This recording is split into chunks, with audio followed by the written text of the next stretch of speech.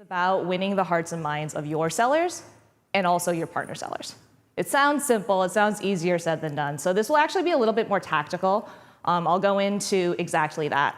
My background, I started on Wall Street. I worked in investment banking for a little while. I joined a fintech firm, did partnerships, and then I was a strategic AE at PitchBook. I sold a ton of software, and I helped them expand to their Asia offices after that. So currently, I sit on the boards of quite a few private companies. I sit on the boards of a few nonprofits. I'm an investor, advisor, board member, and I'm always looking for new opportunities. So really excited. Currently, I'm at HighSpot, the director of partner revenue. HighSpot is a hyper growth startup. We just raised our Series F, $248 million. We're valued at $3.6 billion now. So fast-paced. We're running on all cylinders right now, and it's really exciting because it's being driven by our partner team. We are a small but mighty team. It's split up into 3 sections. We've got partner revenue, partner marketing, and BD Alliances.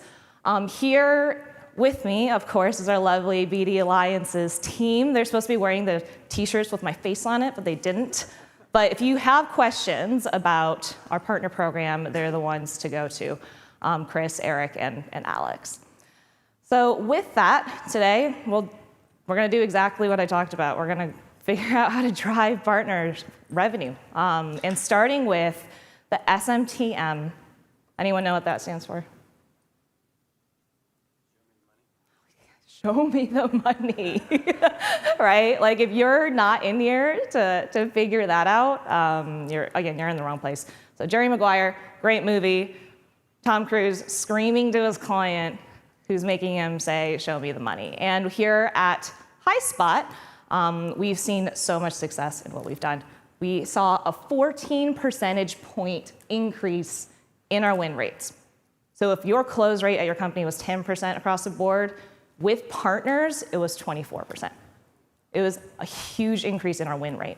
We also saw all of our top performing AEs worked with our partner, like took the leaderboard, stacked it up, every single one of them had attachment. It was varying attachment rates, but all of them worked with our partners. And then lastly, maybe most importantly, we saw over 2 times the amount of originated revenue coming from our partners year to date, which is huge. And that's the talk today is exactly going to be split up into that. So first, I'm going to talk about what a PRE is. It's a relatively new role at HighSpot and also in this industry. So a partner revenue executive, they sit in between 2 different worlds. On one hand, they've got HighSpot. That's all of our sellers, all of our AEs, our AM, our SDRs. On the other hand, we have our partner sellers. We have a ton of partners. They all have different numbers of sellers, right? So PREs sit in between these 2 worlds. They need to understand exactly how to convince our sellers to work with partners, but at the same time, they need to build relationships with our partner sellers. They need to be able to articulate the programs of all of the partners for our internal sellers. They need to enable them, they need to know their pipelines, and then of course, they have to build relationships with those partner sellers so that they help us. Now, how are they doing this? You might find it tedious, but they're doing one-on-ones with every single seller quarterly. They're sitting down with the managers. They're talking through each opportunity in their pipelines, like, is there a partner that we could put in here? Can we use a partner here? This is quarterly. And with their managers as well. We're also working with our partner sales reps, and I'll go into that a little bit more later. And they're sitting on every single call where there's a partner engagement. So if there's a partner AE and our AE, like a PRE is going to be there to ensure that everything's going well. And then lastly, and probably most importantly, they carry a quota as well. So they are actually measured, their comp is tied to how much revenue they influence and how much revenue can be originated. Now, the partner revenue team, they're great, but they all have something in common, okay? And I'm not gonna go into it all, I pulled this literally from their resumes. But you'll see here that every one of them that I hired crushed it at sales. Not only did they crush it at sales, they were President's Club every year. They crush their quotas. And of course, yours truly also. I actually met my fiance at the same company that I was selling. And since this is recorded camera, I beat him 1 year on the record. He's in this audience somewhere. He's the one who looked like this. But if you can figure out who that is, I'll give you $100. But beat him 1 year. But anyway, the point is that in order to command respect with a sales team or a salesperson, you need to have carried a bag. You need to have held a quota and understand that pressure. Like Joaquin Phoenix, in order to prepare to be the Joker, he was a salesperson for 6 weeks. It's a hard role. It's a hard job. And these people, they understand that. They're able to articulate and empathize. So all in all of them also have partnership experience. I didn't mention that. That's a cherry on top. But with this, they have to have had quota-carrying role, know how to build those partnerships. They're dedicated and they're proactive. We're not just waiting for requests to come in from our field. They're proactively looking at those pipeline reports, going to our partners, and proactively getting those attached to our pipeline, okay? So, again, all of this to say, it's to win the hearts and minds of our sellers and of our partner sellers. So how do we win our sellers? Well, first you get the PRE, right? They speak the language, we get it. What I'm realizing is I'm getting married in 10 days, and it's very similar. I don't know what, thank you, I guess. It wasn't me. I know, he's just like, oh God. It's kind of like, where's Waldo? I was like, which one is he? But I realized that winning your sellers, it's very similar to a successful marriage, right? And I say this because in an argument, right, when he's wrong, and it's in quotations because it's in 10 days, the deal's not closed. We didn't sign a contract yet, okay? So wherever you are, I'm gonna be right. If we're both right, I'm gonna be right in the argument. If I'm wrong, I'm gonna be right, right? And if we're both wrong, he's wrong, okay? So following this logic, it actually applies to a salesperson. Whenever you're talking to them, whenever they're pissed off about something, just remember, the salesperson's always right. And if you can put that empathetic kind of lens over any situation, especially when it comes to partnerships, you'll find success because they're going to perceive the partner screwed it up for me. They burned me in this deal. I'm never gonna do this again. Like, I'm never gonna work with a partner again. Like, you're right. You are absolutely right. That sucked. And I am so sorry that that happened to you. Maybe it happens 9 out of 10 times, right? But there's going to be that one time when the partner brings that deal over the line. It's gonna be the whale that you've been trying to work with, and you're gonna get it, and you're gonna wanna work with partners again. So I think always reframing it for the whiffy, what's in it for them, and then also reframing it and tying it back to their quota. Because it all comes back to speak the language, right? That, I've carried a quota, I understand, I get it. Common objections, I go over this, but again, you're gonna hear this all the time with your salespeople. Because there's a view of scarcity I've noticed in salespeople, like, they're not gonna be able to help me. And also, there's kind of this view of like a victim. They're the victim. So again, they're always right. Admit they're always right, and then go from there. The what's in it for you, this is literally like an internal training slide that I pulled from our enablement internally. But a partner will help you in so many ways. Maybe they'll advocate for you. Maybe they'll make an introduction to someone that you would never have gotten an introduction to. They'll tell you about the procurement process. They'll tell you about the legal process. They'll tell you about the org structure. Like, no salesperson is ever going to say no to that. No true salesperson is ever going to say no to that, right? They're going to want that help. And our partners, and also being able to bring something to the table as well to help our partners, same thing. So one thing we did this quarter was we sent out this partner revenue flash. And it was to all the salespeople across the company, all of the leadership. And it pointed out very precisely what I called out at the beginning, 14 points. Like, if you work with a partner, you're gonna close more deals. Like, okay, cool, got it, right? The other thing was we put it in a format. Salespeople see leaderboards day in, day out. So putting attachment rates in a leaderboard format and continuing to send that, circulate that, evangelize that, they love seeing their names. They love talking about themselves. They love being called out. So just do that in a partner way, right? Secondly, we also called out the top opportunities that our partners brought us to show the value of all of those partnerships. Like, look at these deals, look at what they're helping us with, look at how, our top salespeople, and going back to that previous slide, all of those people were top salespeople also. So like there was a correlation that you were able to see all the top sellers were also the top partnering reps. And you want to draw that correlation. And then lastly, win stories, right? Highlighting a few win stories, making sure that everyone can refer to them, and that there's like sound bites basically during every sales meeting, calling them out, making sure. So winning your sales reps, right? They're always right. In any situation, they are always right. But tying it back to what matters, and then what's in it for them, and then making sure that we put it in a packageable way so that they understand it.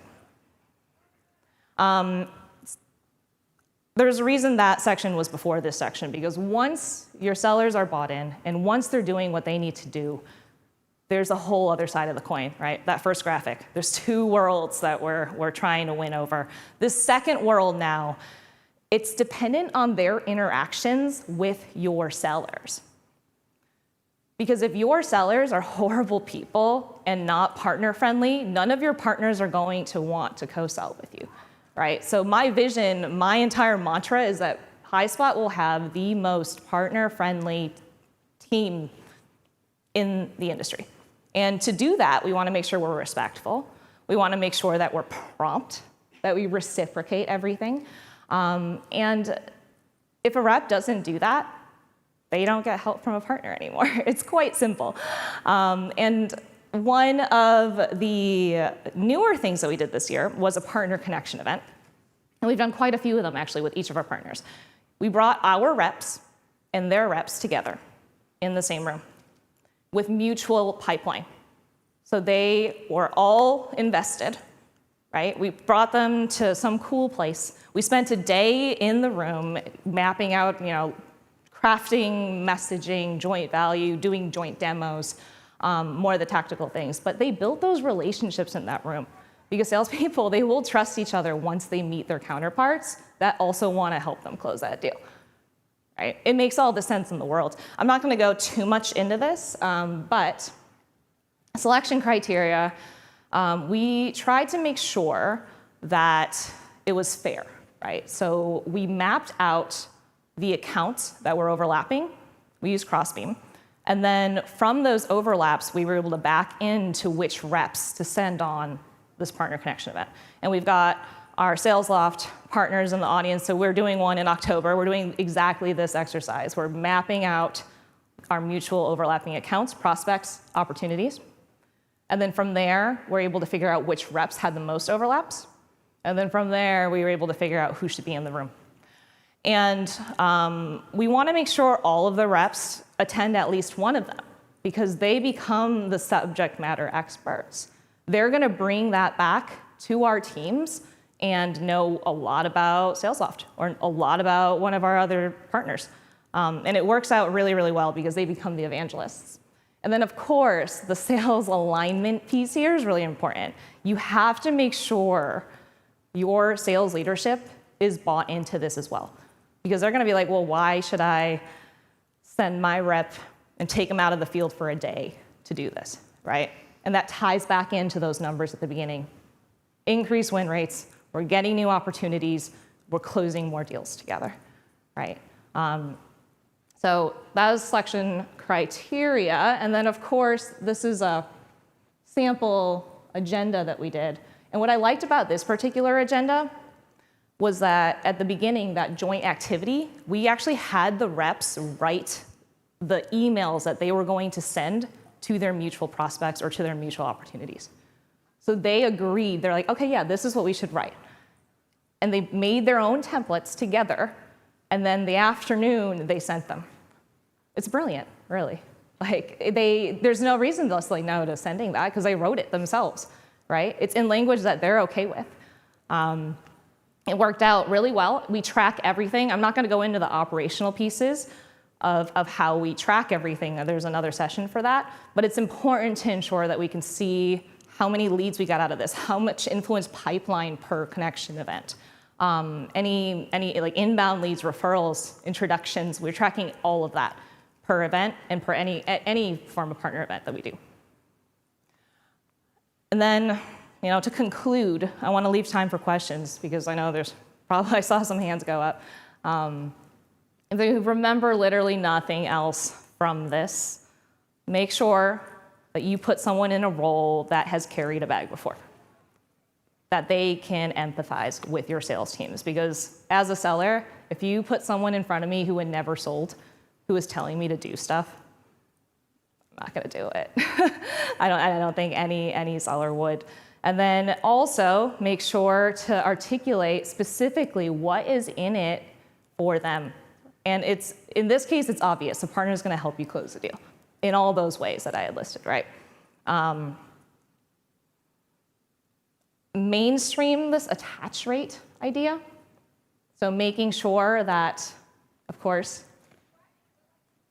we put it in a way, in a format that they see. It's like whether it's a leaderboard, a report, whatever it might be, and then partner connection events, and of course, I'm always right.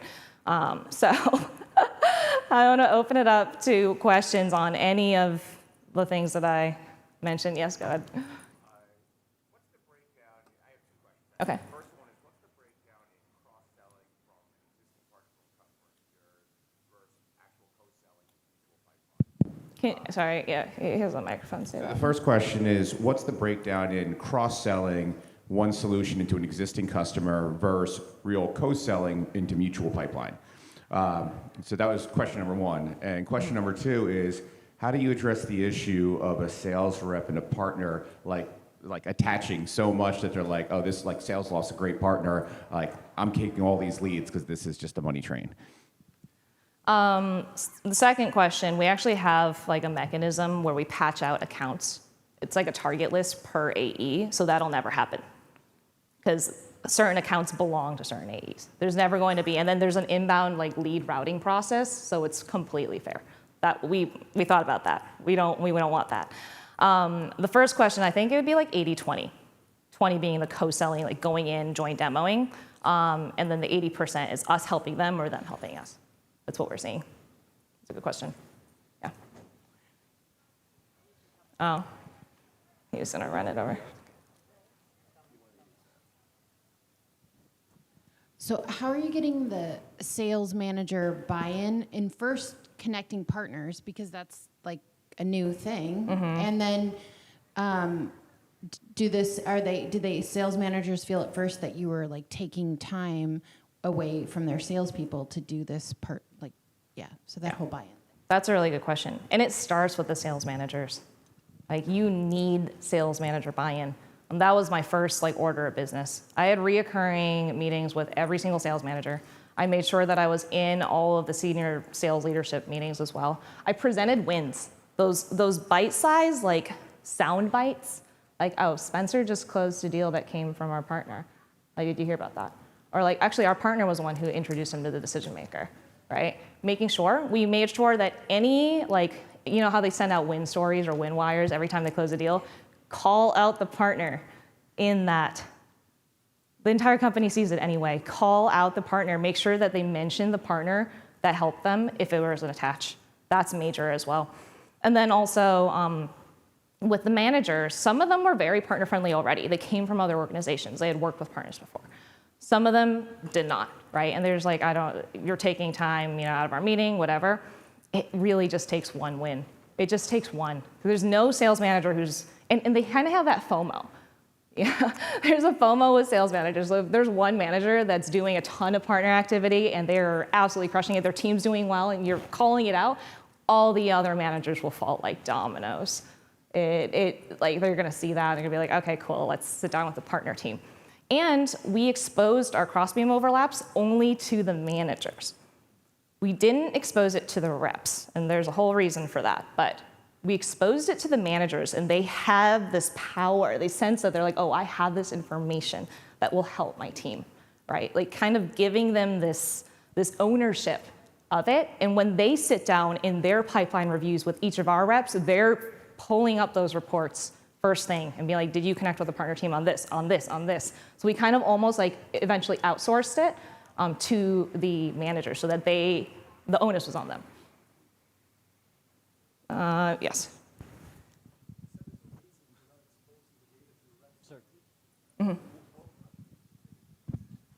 I'm Stan, I'm from Smart Careers. You said there's a reason that you're not exposing the data to the reps directly. What is that reason? Okay, good question. We are adding, our brilliant partner team, they're adding new partners all the time. And those are all surfacing into our with the API. So that's one piece of it. We need to ensure all the newer reps, and we're also hiring reps super, super quickly. So because of that, like our enablement isn't like every single day. We do it maybe once a quarter with the newer reps when we meet them.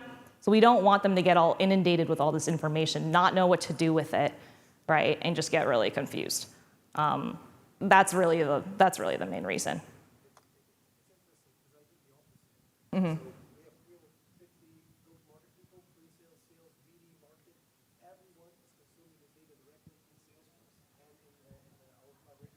Mm-hmm.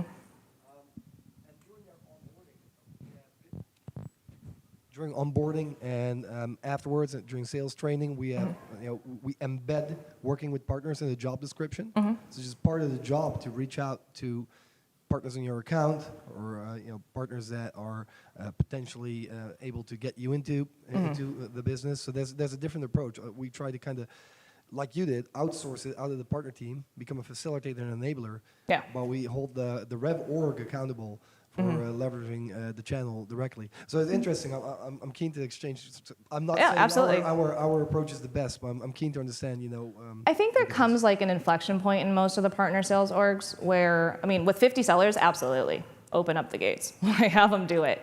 But at 250 and scaling sellers, yeah, it's hard, and we're adding partners. Mm-hmm. Mm-hmm. By the end of this year, that'll be 330 because everyone that applies to us, we connect before we even go and do business because we want to map in advance to see if they're relevant.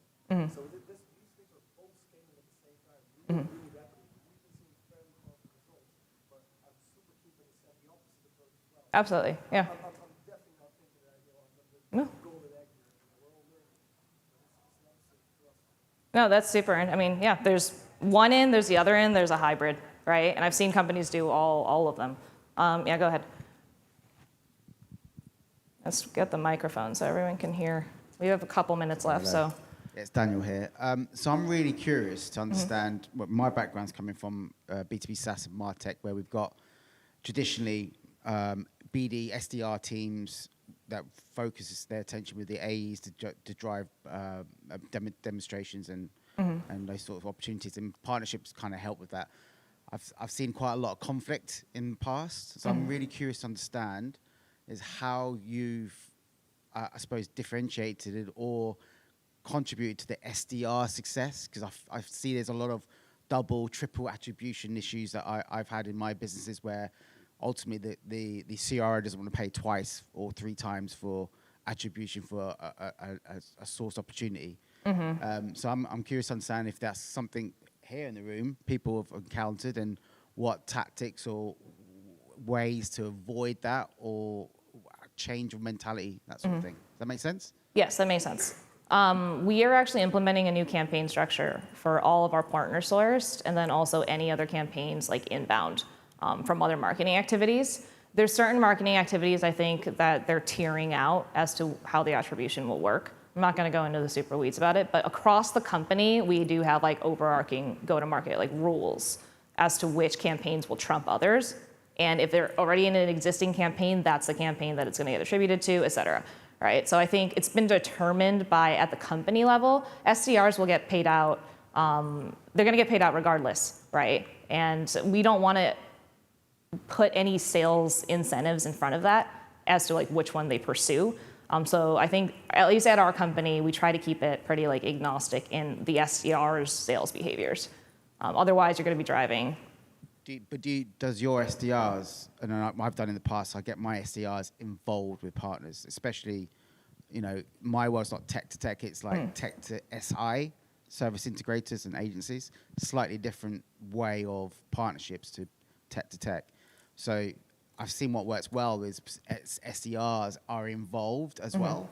And I'm just curious to see if that's something that you guys have seen are doing, or is it just purely siloed? The SDRs do their thing, and that's that? No, we actually expose the overlaps to our SDRs. Okay.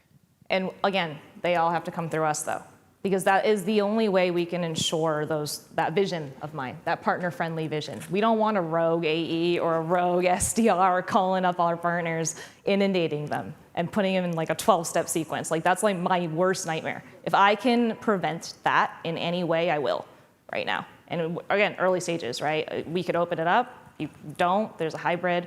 There's a lot of ways to do it, but yeah, we expose that data so they know, they come to us, we get them connected.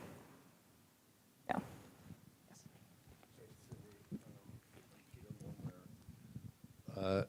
First of all, I'm a huge believer in what you just presented, so I'm really curious. Can I ask the audience a question?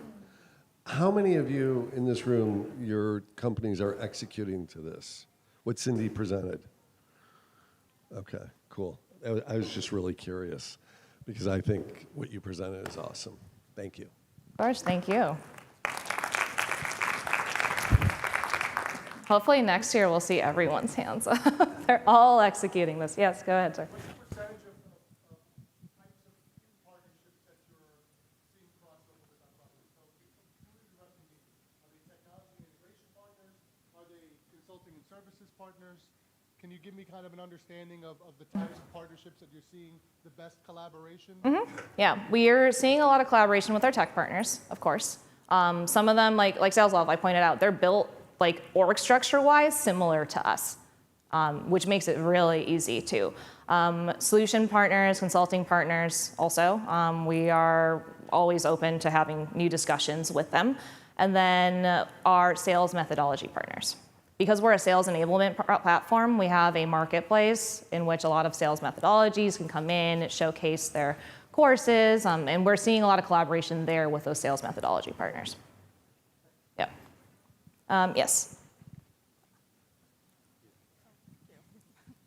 Another attribution question around partner marketing. So if there are co-marketing campaigns with partners, from an attribution perspective, do you guys track that as partners, like influenced, or is that marketing sourced? Or do you guys have any thoughts on that? Yeah, so defining it as marketing sourced, so that would be any of those co-marketing campaigns.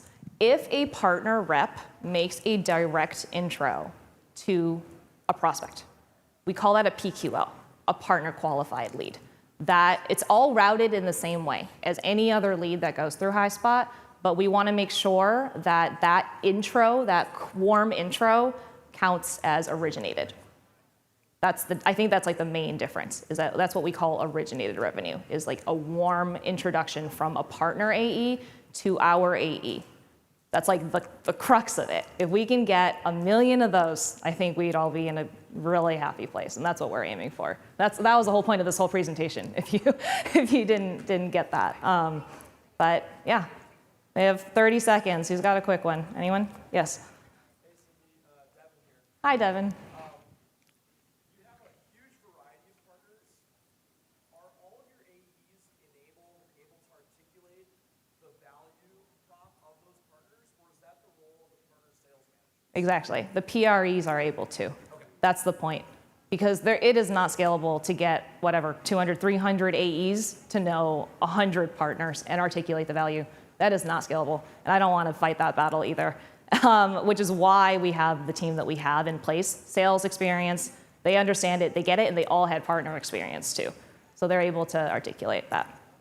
We're out of time. Fine, last one, go. Just a comment on one of the slides you were talking about the sales reps and the excuses that they give to not work with partners. You need to add partners don't show me any value or add any value. And I always start my conversations with any sales rep like the value of partnership is getting deals done faster and the additional opportunities that you see with them. But that's a excuse I hear all the time, and I try to sell around it. Totally. I mean, and once there's a tracking like operations RevOps session, which I'm sure they'll go over it, but we track it on a connection object, a custom object in Salesforce. We can run reports on velocity, on deal size, on stage movement, whenever the partner gets attached. Like that data is so critical to winning your sales managers, to winning your reps, to SDR involvement. It's across the org. If you have that information, it's really your golden ticket. So yeah, echoing what you said, absolutely. All right, great. Find me after if you have questions. Thank you.